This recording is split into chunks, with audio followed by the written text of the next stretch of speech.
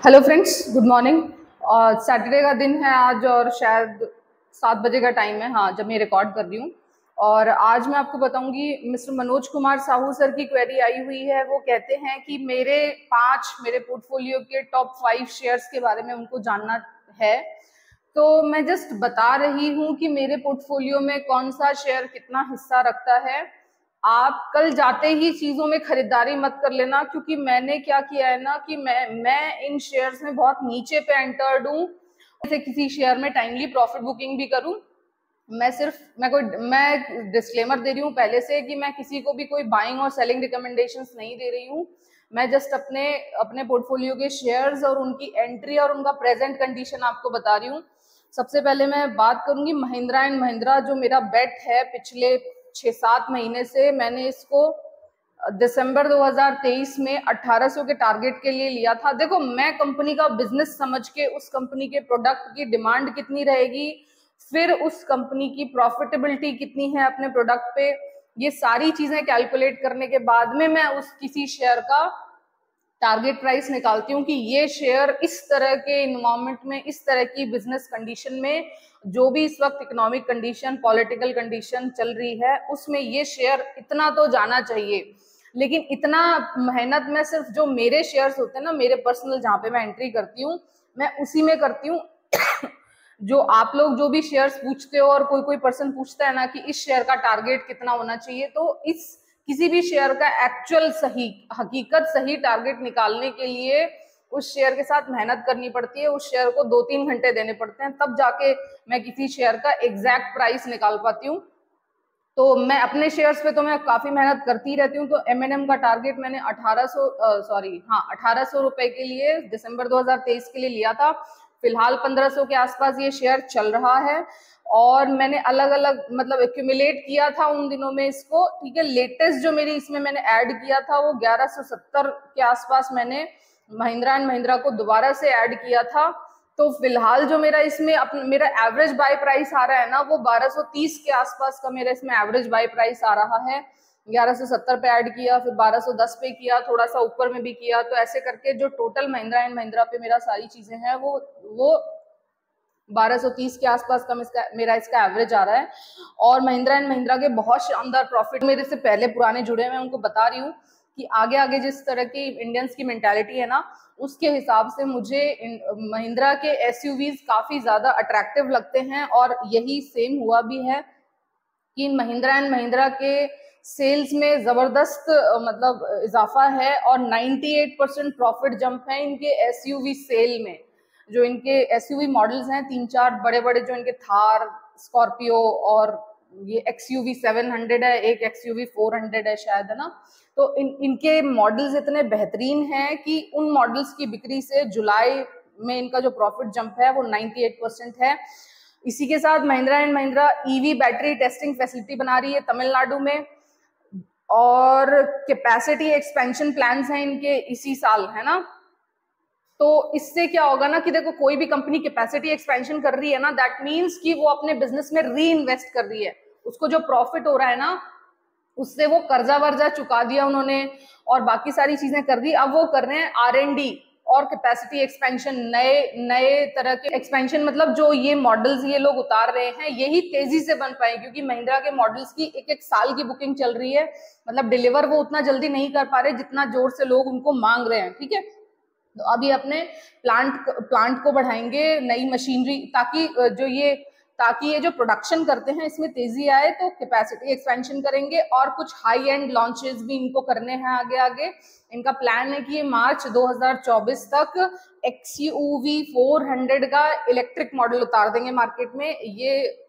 ये मोदी जी की जीत का आधार भी बन सकता है। वैसे ही बोल रही हूँ, मजाक कर रही हूँ, ठीक है। मतलब देखते हैं, ये इलेक्शन का मतलब ऐसा भी हो सकता है। मैंने तो 1-2 बार ये भी देखा है कि ना, मोदी जी थार वाली गाड़ी में बैठ के और वो अपना जो ये जुलूस निकालते हैं वो निकाल रहे हैं। तो ये जस्ट मजाक के लिए बोला है, कोई जाके मेरी शिकायत मत कर देना यार, मतलब ठीक है। नेक्स्ट मैं बात करूंगी कि कमोडिटी के प्राइसेस भी कूल डाउन हो रहे हैं। देखो कोल के प्राइसेस गिर रहे हैं और फिर ये स्टील और इस सब के प्राइसेस भी गिर ही रहे हैं ना अभी, मतलब सस्ता है कंपैरेटिव थोड़ा, तो इसके चलते महिंद्रा के मार्जिन्स भी बढ़ेंगे। तो मैं यही आपको भी कहती हूँ कि ना देखो किसी भी कंपनी में उसके बिजनेस के क्या क्या ग्रोथ प्रोस्पेक्टस हैं उसको देख के एंट्री किया करो, ठीक है। मेरा एक्चुअली फंडामेंटल और टेक्निकल एनालिसिस बाद में होता है, मेरा सबसे पहले उसके बिजनेस का एनालिसिस करती हूँ मैं कोई भी कंपनी के, ठीक है। बहुत सारे टेक्निकल वालों ने महिंद्रा एंड महिंद्रा में अभी प्रॉफिट बुकिंग करी थी जब ये 1560-70 पे गया था ना, मुझे लगा भी था इसका टेक्निकल चार्ट थोड़ा सेलिंग शो कर रहा था, और वो जैसे ही वो खबर आई कि इन्होंने आरबीएल बैंक में हिस्सेदारी ली है तो एकदम से ये महिंद्रा एंड महिंद्रा का शेयर काफी टूटा भी था इसी वजह से।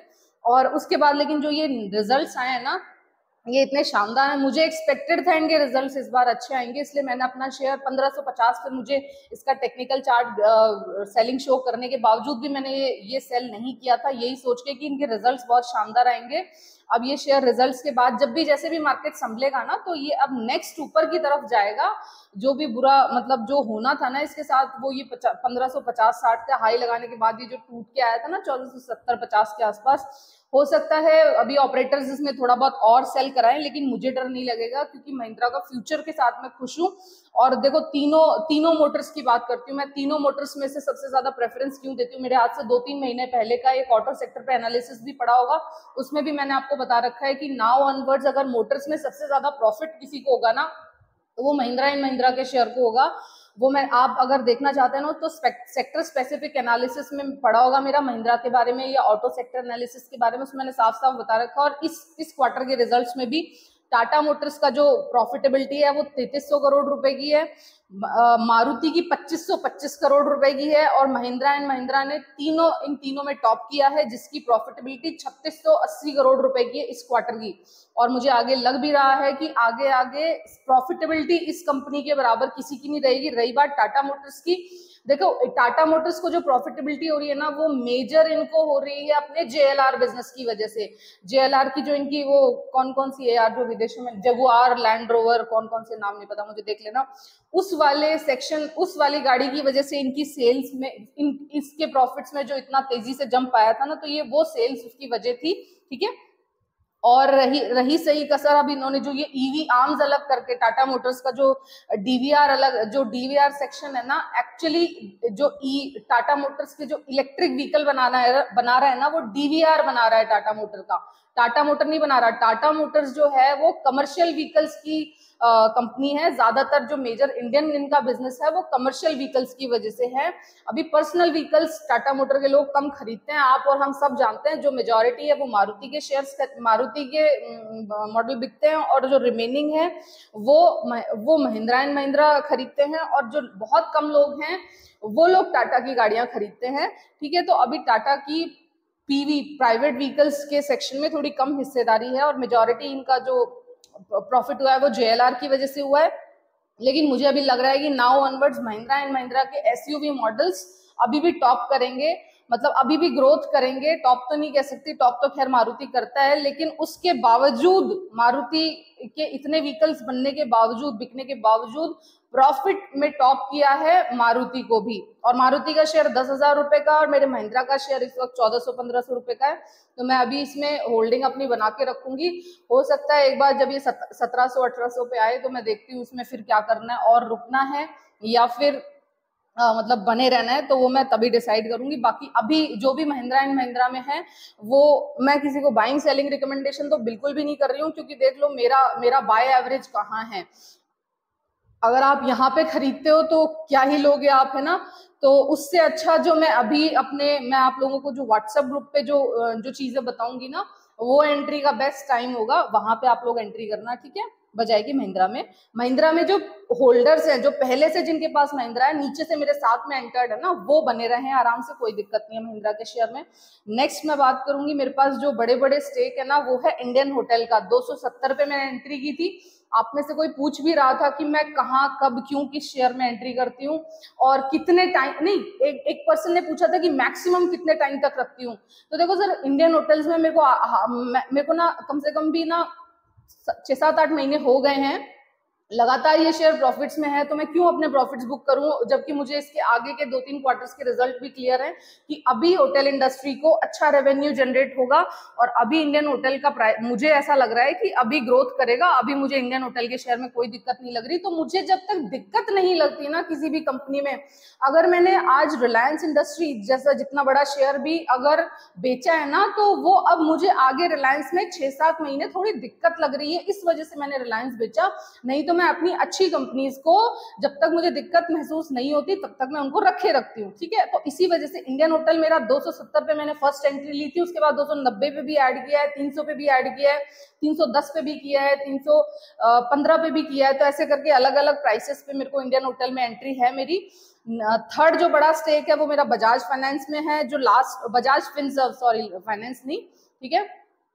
तो अभी जो मेरी इसमें एवरेज बाय प्राइस आ रहा है वो 1350 रुपए के आसपास मेरा आ रहा है। इसमें 1600 रुपए के आसपास का हाई भी दिया था, मैंने निकाला नहीं था। ये इस तरह का जो प्रॉफिट बुकिंग इसमें आई है, ये एक टेम्परेरी प्रॉफिट बुकिंग है। जैसे ही ये सारी चीजें क्लियर होके और मार्केट ग्रोथ करेगा, उसके साथ में बजाज का मेरा ये शेयर भी ग्रोथ करेगा। इस तरह की कंपनीज वो कंपनीज होती हैं जो आपको बहुत ज्यादा जर्क नहीं देती, थोड़ा बहुत छोटा मोटा वो देने के बाद में सेटल होती हैं और फिर आगे चलती हैं, ठीक है। बाइंग सेलिंग रिकमेंडेशन इनमें से किसी भी शेयर की नहीं है। नेक्स्ट मैं बात करूंगी, मेरे पास बड़ा स्टेक है वो पतंजलि का है, जिसको कि मैंने 900 रुपए पे भी लेटेस्ट एंटर किया है। 900, 910, 950 इन प्राइसेस पे मैं पतंजलि पे एंटर्ड हूँ और अभी मुझे लगता है कि पतंजलि का शेयर और ऊपर जाना चाहिए। मुझे पतंजलि के शेयर में भी कोई दिक्कत नहीं लगती। इससे नेक्स्ट मैं बात करूंगी वेदांत फैशन, मान्यवर। इसको जो मैंने लेटेस्ट एंट्री किया है वो 1170 पे और ऐड किया था, ठीक है। थोड़ा सा पहले भी ऐड किया हुआ है, लेकिन अभी जो लेटेस्ट ऐड किया था 1170 पे ऐड किया था और ये शेयर बढ़िया जाएगा। मतलब देखो, मैं बाइंग सेलिंग रिकमेंडेशन किसी को नहीं दे रही हूँ और मैं इसमें फुल पॉजिटिव हूँ अभी। और जिन जिन के पास भी वेदांत फैशन है वो आराम से वेदांत शेयर को होल्ड करके रख सकता है, इसमें कोई दिक्कत नहीं है। नेक्स्ट मैं बात करूंगी ई क्लर्क सर्विसेज। मेरे पास IT BPO नहीं है, IT KPO सर्विस की एक कंपनी है जो कि जिसका नाम है ई क्लर्क सर्विसेज। 1310 और 1350 के आसपास मैंने इसमें एंट्री बनाई थी। फर्स्ट एंट्री 10 पे बनाई है, सेकंड एंट्री मैंने इस पे 1350 पे बनाई है। नेक्स्ट मैं बात करूंगी इंडिगो का शेयर, जो मेरे पास बड़े बड़ी होल्डिंग्स में है ना, वो मैंने 2020 रुपए में लिया हुआ है और इस वक्त वो 2400-2500 रुपए के आसपास ट्रेड कर रहा है। इंडिगो के रिजल्ट्स भी शानदार आए हैं और मुझे ऐसा लग रहा है कि आगे भी इंडिगो में कोई दिक्कत नहीं है। मैं इसमें अपना स्टेक, एक बार तो सोचा था 2600 के आसपास ही आया था तो मन किया था कि प्रॉफिट बुकिंग कर लूं, लेकिन ठीक है, जब मैं अगर कंपनी के क्वार्टर ऑन क्वार्टर रिजल्ट्स अच्छे आते रहते हैं तो मैं उसमें इन्वेस्टमेंट बनाए रखती हूँ अनटिल अनलेस कोई दिक्कत ना दिखाई दे। तो इंडिगो में मुझे कोई अभी ऐसी कोई विशेष दिक्कत नहीं दिखाई दे रही, तो मैं इसमें अभी बनी हुई हूँ। बाइंग्स, मुझे नहीं पता ये लेवल्स इनमें बाइंग्स के सही हैं या नहीं है। मैंने देखो काफी नीचे पे बाइंग की हुई है, तब मैं आगे इनमें बनी रहूंगी प्रॉफिट्स के लिए। अगर मुझे इनमें कोई दिक्कत लगेगी तो मैं हो सकता है इनसे प्रॉफिट बुकिंग भी कर लूँ। तो इसलिए मैं बोलती हूँ कि इसलिए मैं बताती हूँ कि मेरे शेयर्स में अनशन जगहों पे अगर आप प्रॉफिट बुकिंग करेंगे तो जो भी आपको प्रॉफिट होगा, जो भी आपको लॉस होगा, उसके लिए आप खुद जिम्मेदार हैं। बता रही हूँ, एक इन जनरल अपना पोर्टफोलियो डिस्कस कर रही हूँ, ठीक है। जो अभी मेरे पोर्टफोलियो की कंडीशंस हैं वो काफी बेहतर हैं। जो जिन इतने नीचे प्राइसेस मैंने इनमें एंटर कर रखा है, अभी ये मैं सारा ही पोर्टफोलियो मेरा ऑलमोस्ट प्रॉफिट में है, ठीक है। 2-3 शेयर हैं, जैसे कि ये आरती ड्रग्स है एक, तो जिसमें थोड़ा सा मनाली पेट्रोल लिया हुआ है, थोड़ा सा आंध्रा पेट्रोल लिया हुआ है, एक लास्ट ये कूड़ा और बच गया ओरिएंट ग्रीन का, है ना। थोड़ी बहुत दिनों में यहाँ से निकलूंगी, प्रॉफिट लेके निकलूंगी। अभी भी वैसे प्रॉफिट पे ही बैठी हूँ। मेरा जो इसमें ओरिएंट ग्रीन में बाय एवरेज आ रहा है ना, वो 13 रुपए के आसपास का आ रहा है और ये शेयर अभी कल 15 रुपए के आसपास तो ये बंद हुआ है। तो प्रॉफिट तो ऑलरेडी मेरा आ गया है, लेकिन मैं सोच रही हूँ कि इसमें मैं साल भर रुकी हूँ तो थोड़ा सा और प्रॉफिट ले लेती हूँ, तो इसलिए मैं ओरिएंट ग्रीन में अभी रुकी हुई हूँ, ठीक है। इसके बाद जो मेरा सेकंड स्टेक है, जो ऊपर की मैंने कंपनीज ली हैं, इसमें तो मेरा बड़ा स्टेक है, जिसमें कि 1 लाख या 1 लाख प्लस मेरा इन्वेस्टेड है, ठीक है। बहुत सारी कंपनीज है जिनमें 1 लाख प्लस भी इन्वेस्टेड है और मिनिमम इनमें 1 लाख रुपया इन्वेस्टेड है। और अभी बड़ा स्टेक, मतलब इनके अलावा जो बड़े बड़े स्टेक जहां पे मैंने प्रॉफिट बुकिंग ली है, जिनमें पहले मेरा बड़ा स्टेक था, वो थे HAL, जिसमें मैंने 1820 रुपए पे एंट्री की थी और 3900 पे अभी कुछ दिनों पहले मैंने यहाँ पे प्रॉफिट बुकिंग की है। रिलायंस, इसमें मेरा बड़ा स्टेक था, सबसे पहली एंट्री रिलायंस में मेरी 1800 रुपए पे थी, फिर ये 1800 रुपए से ये शेयर 2800 रुपए जाके आया था, बुकिंग नहीं कर पाई थी। उसके बाद ये यूक्रेन क्राइसिस स्टार्ट हो गया और बहुत सारी चीजें लगातार चलती आ रही थी। क्रूड ऑयल, बहुत बड़े रिलायंस इंडस्ट्रीज बहुत बड़ा रिफाइनर भी है, फिर इनके केमिकल बिजनेस को हर्ट होने लग गया, तो इसके चलते ये शेयर ना थोड़ा उबर नहीं पा रहा था। और अभी इन्होंने जियो फाइनेंशियल का डीमर्जर किया था, तो उसके चलते एक छोटा सा मेरे को वो मिल गया था रिलायंस से निकलने का बहाना। तो ये जब 2820 पे था, जो इसने अपना रेजिस्टेंस के आसपास जब आया था, तो मैंने यहाँ से प्रॉफिट बुकिंग ले ली थी।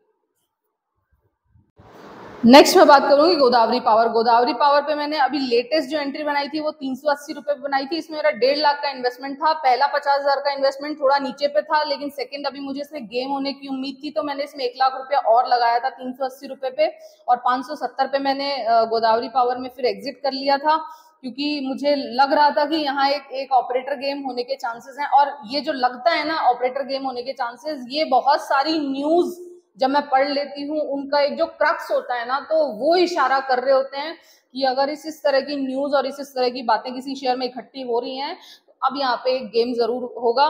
तो इसलिए गोदावरी पावर में मैंने 1.5 लाख रुपए ऑलमोस्ट लगाए हुए थे। 380 रुपए के आसपास का, इससे भी नीचे का है बाय एवरेज आ रहा होगा, क्योंकि जो पहला स्टेक था वो मेरा 380 से नीचे का था, जो 50,000 लिए हुए थे। उसके बाद ये शेयर ने 570 तक की बढ़िया मूव दिया मेरे को, तो मैंने इसमें 2-2.5 महीने के अंदर अंदर ही प्रॉफिट बुक कर लिया था। नेक्स्ट मैं बात करूंगी सुजलॉन एनर्जी की। सुजलॉन एनर्जी को मैंने पिछला साल लगभग 12 रुपए पे मैं इसमें ट्रैप हुई थी। उसके बाद ये शेयर नीचे नीचे नीचे चला गया था। फिर मैंने जब इसकी खोजबीन करी सारी, तो फिर मुझे लगा कि कभी ना, जब भी ये शेयर मुझे मतलब जंप का मौका देगा, तो मैं बाहर तो इससे निकलूंगी, क्योंकि इस तरह के शेयर्स लॉन्ग टर्म इन्वेस्टमेंट के लिए नहीं होते। तो अभी इसमें चाल आई बाई चांस, तो मैंने इसको नीचे से फिर बाई किया 8-9 रुपए से। जब ये शेयर चलना शुरू हुआ, तो मैंने 8-9 रुपए से इसको फिर से एवरेजिंग की। मेरा एवरेज नीचे आ गया, 10 रुपए 33 पैसे के आसपास मेरा एवरेज आ गया था। 18 रुपए का मेरे को इसका टारगेट एक्सपेक्टेड था। 18 रुपए में मैंने इससे एग्जिट कर ली थी। ये जो टारगेट्स मैं अपने शेयर्स के निकाल वो बहुत ही रिसर्च के बाद निकाल पाती हूँ। ऐसे जबरदस्ती के जो इधर उधर से टारगेट्स मिलते हैं, ये वो टारगेट नहीं होते, मेरे अपने ही स्टडी के रिजल्ट्स होते हैं, जिनकी वजह से मैं टारगेट्स निकाल पाती हूँ। आप लोग जो मेरे से पूछते हो ना कि इस शेयर का टारगेट क्या है, इस शेयर का टारगेट क्या है, तो किसी भी शेयर का टारगेट निकालने के लिए ना उसको 2-3-4 घंटे देने पड़ते हैं, तब जाके टारगेट्स निकलते हैं। ऐसे रैंडम आप लोग एकदम कोई भी मेरे से पूछने लगते हो ना, और वो मुझे ये भी पता रहता है कि आप लोग सिर्फ और सिर्फ वो ट्रेड के लिए पूछ रहे हो, आपको उस कंपनी से कोई मतलब नहीं है, आपने उस कंपनी के एक भी फंडामेंटल के बारे में कोई जानकारी नहीं है आपको, तो इसलिए इस तरह की क्वेरीज को मैं एंटरटेन नहीं करती। ठीक है, नेक्स्ट मैं बात करूंगी श्याम मेटालिक। श्याम मेटालिक को मैंने सबसे पहले 260 रुपए पे खरीदा था, लेकिन 1-2 बार से क्या हो रहा था ना, ये शेयर 400 के आसपास का हाई लगा के आया था, लेकिन उसके बाद फिर ये शेयर में कोई दिक्कत हो जाती थी। मेटल की कंपनी है, तो फिर नीचे चली जाती थी। लेकिन इस बार जब ये नीचे गई थी 280 रुपए पे, तो 300 के आसपास मैंने इसमें एवरेजिंग की थी, जैसे ही इस शेयर में चाल आनी शुरू हुई थी। और उसके बाद मैंने इसको इस बार 400 रुपए पे मैंने यहाँ से अपना प्रॉफिट बुकिंग ले ली है। तो जो साल भर में इसमें रुकी थी, मैंने अपना हिस्सा प्रॉफिट का यहाँ से ले लिया था।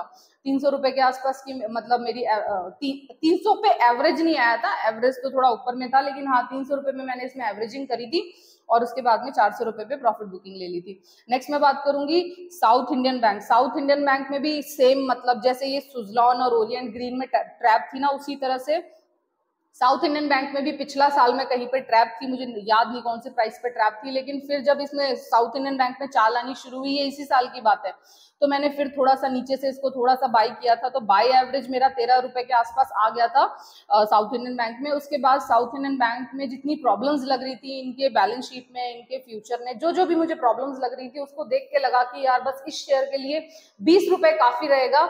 20 रुपए के बाद इस शेयर में थोड़ा दिक्कत रहेगी, मतलब वही ताक झांक करनी पड़ेगी पड़ेगी बहुत ज्यादा। मतलब देखो, मैं इस तरह की सिरदर्दी नहीं पालती।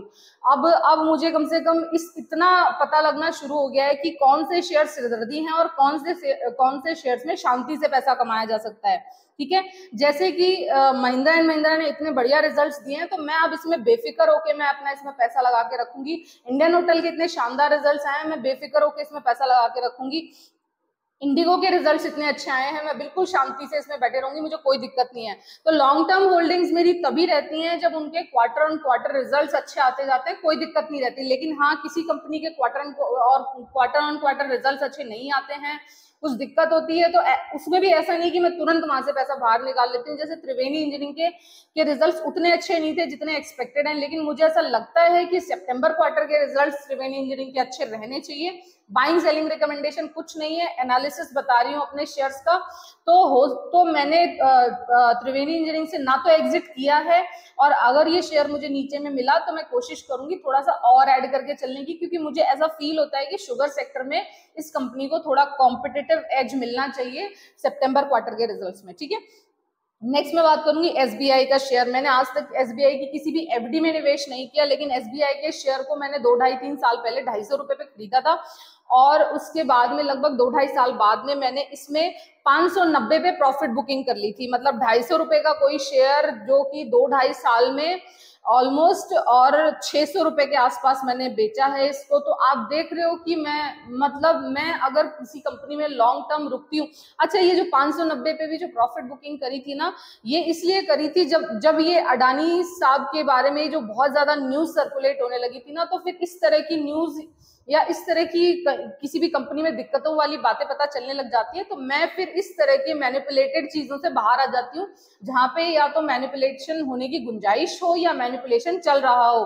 क्योंकि मैनिपुलेशन जिन शेयर्स में चल रहा होता है ना, वो शेयर्स आपको चैन की नींद नहीं सोने देते। उन शेयर्स के बारे में फिर आपको रोज सुबह शाम दिन में 50 बार इंटरनेट देखना पड़ता है। ठीक है, तो इसलिए मैंने फिर एसबीआई से 590 पे अपना प्रॉफिट बुकिंग कर लिया था। हालांकि अभी बैंकिंग में रैली होने की वजह से इस शेयर में फिर से चाल है। प्रॉफिट सब अच्छे हैं, लेकिन पीएसयू बैंक्स के साथ एक वही दिक्कत है कि ये जिसको भी लोन देते हैं ना, वो फिर मुझे उतना अच्छा नहीं लगता। ठीक है, इनके ज्यादातर लोन शायद कॉर्पोरेट लोन्स रहते हैं। ठीक है, और कॉर्पोरेट लोन्स में लोन डिफॉल्ट और एनपीए होने के चांसेस ज्यादा रहते हैं, जबकि ये जो एनबीएफसी है, इनका जो मेजॉरिटी लोन है ना, वो रिटेल लोन्स ज्यादा रहते हैं। हम जैसे लोगों को रिटेल लोन्स देते हैं, छोटे छोटे लोगों को छोटे छोटे लोन्स देते हैं, जितने भी एनबीएफसी हैं। और ये जो पीएसयू बैंक्स हैं, ये क्या करेंगे, एक साथ किसी बड़े बिजनेसमैन को 5,000 करोड़ रुपए दे देंगे, एक साथ किसी बिजनेसमैन को 500 करोड़ रुपए दे देंगे। ठीक है, तो उससे क्या होता है ना कि कंपैरेटिव ज्यादा मतलब पॉसिबिलिटी बन जाती है कि वो बिजनेसमैन या तो इनका लोन को डिफॉल्ट करना शुरू कर देगा, या वो पैसे लेके ही भाग जाएगा। जो ये विजय माल्या टाइप्स लोग हैं, मतलब कितने कितने हजारों करोड़ रुपए लेके भाग जाते हैं, है ना। ना तो इनका इंटरेस्ट चुकाते और मूल मतलब वो भी चला जाता है बैंक के पास से, तो बैंक की कैपिटल एकदम साफ हो जाती है। इसलिए मुझे पीएसयू बैंक्स पसंद नहीं है, और इसीलिए मैं बोलती हूँ कि अगर बैंक्स लेने हैं तो एक्सिस, आईसीआईसीआई, एचडीएफसी, कोटक, ये सब बैंक लो। ये बैंक आपको एटलीस्ट नुकसान नहीं कराएंगे, हो सकता है कम फायदा कराएं, साल का 10-15% रिटर्न दे, 20% रिटर्न दे। ठीक है, लेकिन एटलीस्ट नुकसान नहीं कराएंगे आपको। आपका मतलब पैसा खत्म नहीं हो जाएगा। पैसा खत्म तो खैर पीएनबी और एसबीआई में भी नहीं होगा, लेकिन थोड़ा सा ना इनमें मैनिपुलेशन और उस सब के चांसेस ज्यादा रहते हैं, इसलिए नहीं लेती ये वाले शेयर्स। और अभी फिलहाल एसबीआई से एग्जिट कर लिया है, और अभी मैंने एक नया बैंक सिलेक्ट किया है जहां पे मैनिपुलेशन होने के चांसेस भी कम है, शेयर की ग्रोथ भी अच्छी होगी, शेयर में प्रॉब्लम भी बहुत ही कम मिली है, बहुत ही कम क्या मतलब लीस्ट प्रॉब्लम मिली है, और शेयर का प्राइस भी बहुत अट्रैक्टिव है, सारी चीजें बहुत अच्छी हैं। तो वो मैं अपने व्हाट्सएप ग्रुप पे बताऊंगी उस वाले बैंक का नाम। अभी यहाँ पब्लिकली मैं अब कुछ भी मतलब अपने शेयर्स का नाम जिनमें खास करके मैं एंट्री करूंगी, वो एक्चुअली इलीगल भी है बताना, इस वजह से मैं यहाँ प्लेटफॉर्म पे नहीं बताऊंगी, अपने व्हाट्सएप ग्रुप पे बताऊंगी। किसी को जानने में इंटरेस्ट हो तो मेरे को वही अपना मेल आईडी, मैंने जो मेल आईडी अपने नीचे डिस्क्रिप्शन बॉक्स में दे रखा है, उस पर अपना कोई भी एक आईडी प्रूफ चिपका के मेरे को मेल कर दें। ठीक है, नेक्स्ट मैं बात करूंगी बीपीसीएल। बीपीसीएल को लगातार 310 से मैं एवरेजिंग करती आ रही हूं और आगे भी करती जाऊंगी। मुझे बीपीसीएल का रास्ता अब थोड़ा साफ लग रहा है। एटलीस्ट बीपीसीएल दिसंबर भी नहीं बोलूंगी तो अक्टूबर नवंबर तक तो बीपीसीएल सेफ है, मुझे कोई दिक्कत नहीं लग रही। और सितंबर क्वार्टर के रिजल्ट्स भी मुझे बीपीसीएल के अच्छे ही लग रहे हैं, कोई मेजर दिक्कत नहीं लग रही। लेकिन बस क्रूड की मतलब क्रूड ऑयल पर डिपेंडेंट ये कंपनी है, इसका सारा जो रॉ मटेरियल है वो क्रूड है ना। तो फिर इसके चलते ना थोड़ा मतलब फ्रेश इन्वेस्टमेंट मत करना। मतलब मैं नहीं कहती कि यहाँ पे कोई फ्रेश इन्वेस्टमेंट करे, फ्रेश इन्वेस्टमेंट करने के लिए और बहुत सारी कंपनीज हैं जहाँ पे आप बेफिक्रे होके अगले 1-2 साल तक भी टिके रह सकते हो, उनमें कोई दिक्कत नहीं आएगी। बीपीसीएल में जो पहले से हैं, जिनके ऊपर के प्राइसेस पे वो ट्रैप है, 400 450 पे ट्रैप है, वो चाहे तो इन प्राइसेस पे बीपीसीएल में एवरेजिंग कर सकते हैं। एवरेजिंग के लिए अब बीपीसीएल बहुत बढ़िया इन प्राइसेस पे है। 360 का प्राइस, 365 का प्राइस इस वक्त बीपीसीएल में चल रहा है। तो मैंने इसमें लगातार 310 पे, 330 पे, 340, 45 यहाँ पे मैंने इसमें एवरेजिंग की है। अभी थोड़ा सा 5-7 हजार का शेयर मैंने अभी 372-73 के आसपास भी लिया था, और अब ये शेयर थोड़ा सा और नीचे आया है तो मैं इसमें एवरेजिंग करूंगी। ठीक है, तो बीपीसीएल मुझे कोई दिक्कत लगती नहीं है। रही बात नेक्स्ट लास्ट में बात करूंगी अपना ओरिएंट सीमेंट की, जो मैंने 140 पे लिया था। 140 पे मेरी एंट्री के बाद में ये शेयर 160-65 तक गया भी था। मैं इसमें टाइमली प्रॉफिट बुकिंग नहीं कर पाई थी, फिर ये शेयर नीचे नीचे नीचे नीचे गिरता चला गया। फिर ये शेयर 115 तक भी जाके आया था, उस शेयर में चाल आनी शुरू हुई थी। तो इस शेयर को 130 रुपए पे मैंने फिर से एवरेजिंग की, तो उससे मेरा थोड़ा 120 रुपए पे मैंने फिर से एवरेजिंग की, जिससे मेरा जो एवरेज बाय प्राइस था वो 130 रुपए पे आ गया। और अब इस शेयर में मुझे थोड़ा, मैं रुकूंगी, कम से कम 155-160 तक का प्राइस ये मुझे दिखाना चाहिए। जिस तरह से सीमेंट सेक्टर में अब आगे चाल आने वाली है, सारे ही सीमेंट सेक्टर ग्रोथ करेंगे। लेकिन बात बता दूं, सीमेंट सेक्टर का ओरिएंट सीमेंट से बहुत बेहतर एक और कंपनी मुझे मिली है, जहां पे आप बेफिक्र होके लॉन्ग टर्म के लिए रुक सकते हो। मतलब लॉन्ग टर्म मतलब कम से कम 1.5 साल के लिए आराम से रुक सकते हो। और ओरिएंट सीमेंट से अच्छा या उसके बराबर एटलीस्ट आपको प्रॉफिट मिल जाएगा। ओरिएंट सीमेंट में तो वो ट्रेडिंग वाला गेम चल रहा है, थोड़ा सा मतलब 160-65 तक आने के बाद में इस कंपनीज में एक्चुअली बहुत दिक्कत है। ये कंपनी का मतलब उतना साउंड सिचुएशन में कंपनी नहीं है कि आप इस कंपनी में पूरा पैसा लगा के और पूरा ना मतलब आराम से बैठ सको। ठीक है, तो ओरिएंट सीमेंट से मैं अपना प्रॉफिट जल्दी ही बुक करूंगी, जैसे ही ये शेयर मुझे 155-160 के आसपास का लेवल दिखाता है। लेकिन एक दूसरी और एक अच्छी, बड़ी नहीं बोलूंगी, दूसरी एक अच्छी सीमेंट की कंपनी में मैं अपना फ्रेश बिग इन्वेस्टमेंट बनाने जा रही हूँ। उस कंपनी का नाम मैं अपने व्हाट्सएप ग्रुप पे ही बताऊंगी। ठीक है, तो बस यही था जी। बाकी छोटी पे मैंने मतलब वही मैंने आपको बता रखा है। एक तो एफएल में फंसी हुई हूँ, वो थोड़ा सा उसके भी उतने, देखो जिन में भी मैं फंसी हुई हूँ ना, उनमें कोई बहुत बड़ा स्टेक नहीं है। मैंने आपको बता दिया, जब भी मेरे को कोई एडवेंचर करना होता है ना, तो मैं उसमें 25,000 रुपए से ज्यादा पैसा नहीं लगाती हूँ। ठीक है, और पहले उतना जोर से मैं अपने पोर्टफोलियो का ध्यान रखती नहीं थी जितना जोर से आजकल रखने लगी हूँ। तो आजकल के जो मेरे पोर्टफोलियो के शेयर्स हैं, उनपे किसी भी तरह का नुकसान या इस तरह के टाइमली प्रॉफिट बुकिंग, उस तरह का मैं पूरा ध्यान रखती हूँ कि ना तो नुकसान हो, प्रॉफिट बुकिंग कहीं बन रही है तो वहां से टाइमली प्रॉफिट बुक करूँ, तो ये थोड़ा सा रहता है। बाकी जिन शेयर्स में फंसी हुई भी हूँ ना, छोटे छोटे, जो आरती फार्मा है, आरती इंडस्ट्री है, और इन सब में मेरा बहुत ही छोटा छोटा हिस्सा है, जो ऑलमोस्ट मतलब मेरे पोर्टफोलियो के साइज के बराबर को अगर मैं कंपेयर करूं तो ऑलमोस्ट ना के बराबर है। इन 1-2 हजार का इनमें लॉस दिखा रहा है, तो मुझे कोई खास इन शेयर से फर्क नहीं पड़ता। बाकी रही बात इनमें एवरेजिंग करने की, अभी इनमें एवरेजिंग नहीं बन रही है। मैंने सारा कुछ देख लिया, ना तो आरती फार्मा में अभी एवरेजिंग बन रही है। अभी मुझे लगता है एक बार ये शेयर नीचे आएगा, और इंडस्ट्री में भी अभी कोई भी एवरेजिंग नहीं बन रही है, वो भी अभी थोड़ा नीचे ही रहेगा। ये जो छोटा मोटा अभी बुल मार्केट चल रहा है, तो इसके चलते इसमें ट्रेडिंग और ऑपरेटिंग वो वाले सारे गेम चल रहे हैं। बाकी शेयर में अभी कोई खास जान नहीं है, क्योंकि आरती इंडस्ट्री तो केमिकल की कंपनी है, केमिकल सेक्टर में थोड़ी दिक्कत है, और आरती फार्मा की कंपनी है। ठीक है, तो थोड़ा दिक्कत है अभी थोड़ा सा रुक जाओ। मुझे लगता है कि ये दोनों ही कंपनीज थोड़ा नीचे का प्राइस दिखाना चाहिए, और जब नीचे का प्राइसेस दिखाएंगे तो हम इसमें नीचे से एवरेजिंग करेंगे, ताकि हम इसमें जो टाइम हमने अपना कैपिटल फंसाया है, उस कैपिटल पे हम प्रॉपर रिटर्न लेके यहाँ से निकल पाए। ठीक है, तो ये मेरे पोर्टफोलियो का पूरा हाल था। किसी भी शेयर में आप एंट्री करने की कोशिश करेंगे तो वो अपने रिस्क पे करना। जैसे कि मैंने नाम बताया था, त्रिवेणी इंजीनियरिंग में एक पर्सन ने 320-25 पे वो ट्रैप हो गए थे। और मैं बार बार कहती हूँ कि हर शेयर, चाहे कंपनी कितनी भी अच्छी हो, लेकिन हर शेयर में एंट्री करने का हर वक्त और हर प्राइस अच्छा नहीं होता है। आप सिर्फ और सिर्फ शेयर का नाम सुन के और एकदम तुरंत एंट्री कर लेते हो, तो एंट्री लेवल्स हर कंपनी में इतना आसान नहीं होते निकालने जितना आप हर कहीं पे एंट्री कर लेते हो अपने मन से। बस यही कहूंगी, ठीक है, take care, tata, bye bye. अपने एक एक पैसे का जो आप किसी भी कंपनी में लगाते हो ना, उसको बहुत सोच समझ के लगाया करो। यहाँ शेयर मार्केट में आपका पैसा खत्म करने के लिए, आपका पैसा आपसे छीनने के लिए बहुत बड़े बड़े लोग बैठे हुए हैं। कोशिश किया करो कि अपना पैसा मोस्ट सेफेस्ट बिजनेसेस में लगाने की। जो भी आपको महसूस होता है, जो भी आपको आपके रिसर्च रहते हैं, जो भी आपकी स्टडी रहती है, ठीक है। ज्यादा से ज्यादा न्यूज़ के टच में रहा करो। न्यूज बेस्ड ट्रेड नहीं लेने, न्यूज के टच में रहना है। न्यूज के टच में रहने से आपको न्यूज का एनालिसिस करना आएगा। जब आपके पास एक नॉलेज बेस फॉर्म हो जाएगा ना, और आपको बता दूं कि शेयर मार्केट को समझना चाहते हो तो सबसे ज्यादा न्यूज के टच में रहो, ना कि ये स्क्रीन खोल के बैठे रहा करो 9 से 3 बजे के बीच की, है ना, ठीक है। So thank you so much. और लास्ट वही, मतलब लाइक वाइक तो एटलीस्ट कर देना, ठीक है। लाइक तो कर ही सकते हो यार, टच फोन है सबके पास में, कोई कुछ बिगड़ तो आप कर बिगड़ता तो है नहीं, ऐसे हाथ लगाना पड़ता है जरा सा, ऐसे लगा दिया करो वहां पे, ठीक है। Tata, bye bye.